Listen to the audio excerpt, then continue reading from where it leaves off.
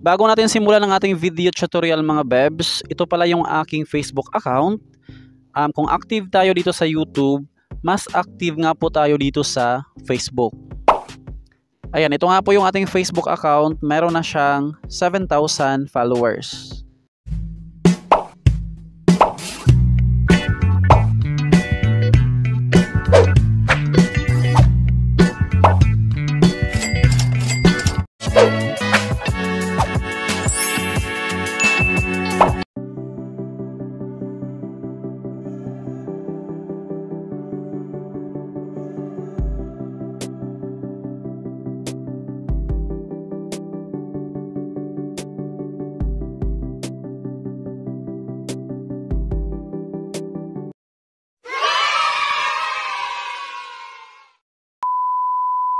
So ito na nga po yung bagong release na application mga bebs.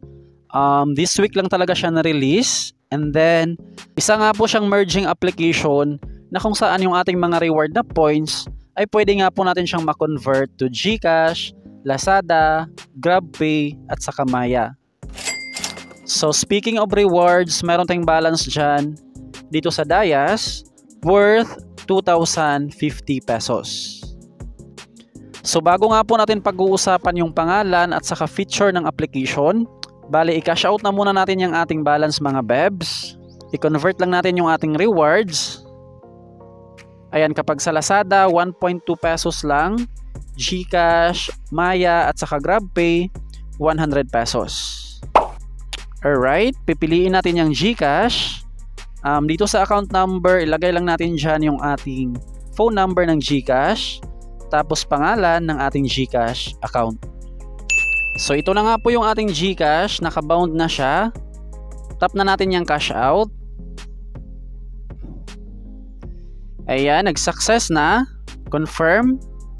Up to 3 working days bago nga po natin ma-receive yung ating payout. Pinakamatagal na yan mga webs. Minsan, minuto lang, oras, or isang araw. Dito pala natin ma-check yung ating withdrawal. Ayan, transaction record. As you can see dyan, naka-waiting na nga po yung ating 2,050 pesos. So kapag pumasok na yan sa ating GCash, bali i-pop up ko na lang dito sa screen. A few minutes later. Ayan na mga bebs, we're back. Ang bilis lang pala na process yung ating payout. 13 minutes lang, nag-success na nga po siya. So as you can see dyan, nag-success. And then ito yung ating na-receive sa ating GCash. Meron lang silang bawas na 20 pesos bawat transaction, kaya yung ating na-receive 2,030 pesos.